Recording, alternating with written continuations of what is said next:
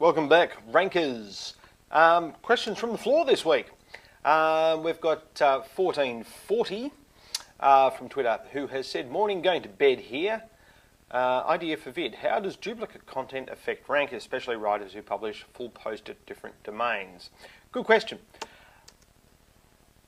Duplicate content, the reason is an issue, and it's not going to necessarily affect your rankings, is that Google is only going to publish one version of content that it finds at any one time. The reason for that is, let's just say you typed in SEO Melbourne, and let's just say that we'd published our website hundreds of times just because we wanted to, get our website having the full top 10 spots on Google.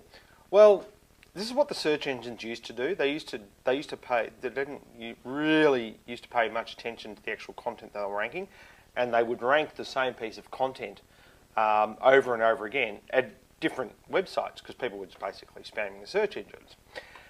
And what happens is that you stop using that search engine pretty quickly. So what Google does is that once it finds a piece of content, it won't rank that piece of content twice. So what you have to do if you're the publisher of that content, make sure that the piece of content that the site where you publish that content first is the site that you want to rank. For instance, we have pieces of content that get published at a whole variety of video sites, and typically we will have the same description.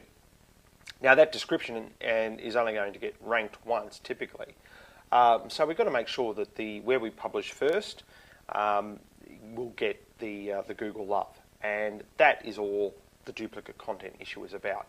The other side of the duplicate content that will or can affect your rankings is when you have, say, 50 or one piece of content available, 20 different ways into your site. There might be a print version, there might be an email version, there might be a PDF version, and that's 3 pieces of the same content essentially.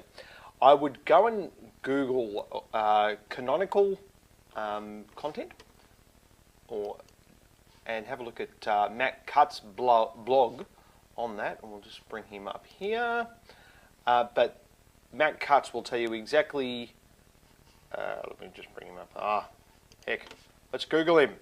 If you go to Google, Webmaster Central blog, and type in canonical. And of course, don't go pages from Australia because the Google's Webmaster blog is not in Australia.